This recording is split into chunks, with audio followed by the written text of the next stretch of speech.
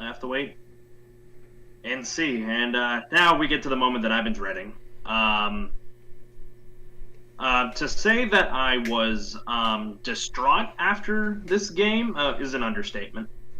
Yeah. Because this was a game that should have been easily won down the stretch. And of course, I'm talking about Colts Texans. And watching that play, because it happened, mind you, I was watching Red Zone. So saw it happen in the bottom left corner, and I hear Scott Hansen having a voice crack whenever the fumble happened. And I knew that, well, that's our season right there. That was the Texans season right there. Because like I said last week, the Texans needed to win out, to have a shot. They have a tiny shot. They are technically still not out of the division race, because if the Texans were to win out and the Colts were to, it doesn't matter about the Colts anymore, and the Titans were to lose out, there could be some tiebreakers that could be broken there based on divisional record, but we'll get into that later. But this was a game that Houston needed to win, and it was gone because Nick Martin forgot how to snap a football.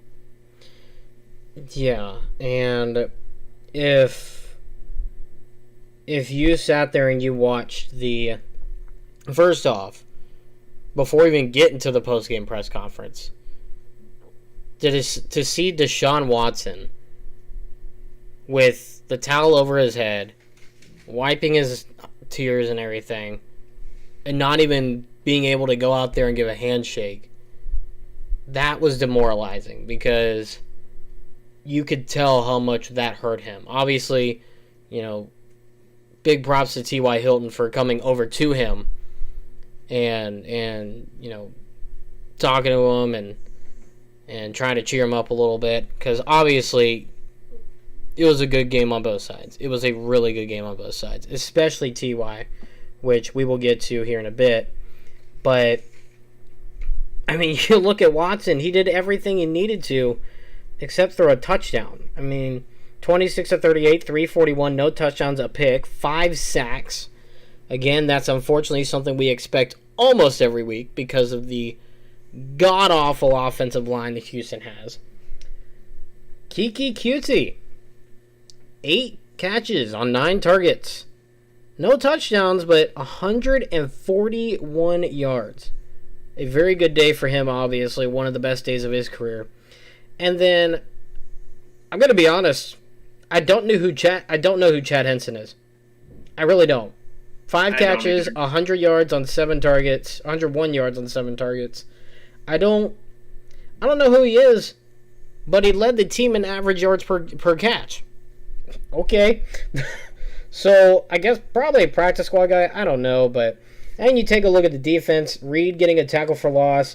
Watt getting 4 of them, one of them being a sack, and obviously getting a quarterback hit as well.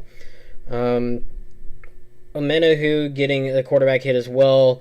2 passes defended. I mean, you take a look around, and then of course AJ Moore Jr. Getting a sack and a tackle for loss for him as well. And then of course Martin getting a sack. 3 sacks total by the Texans. Obviously is good. They gave up more sacks though with the offensive line, but like you said, this one hurt.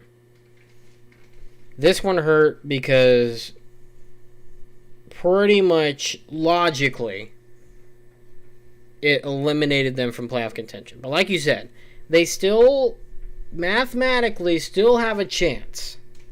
Still somewhat have a chance. But the only way they get in is if they get that number 7 seed now. There's no more chance. The Browns helped them out, but the Texans didn't help themselves. And that's something that I think is going to hurt.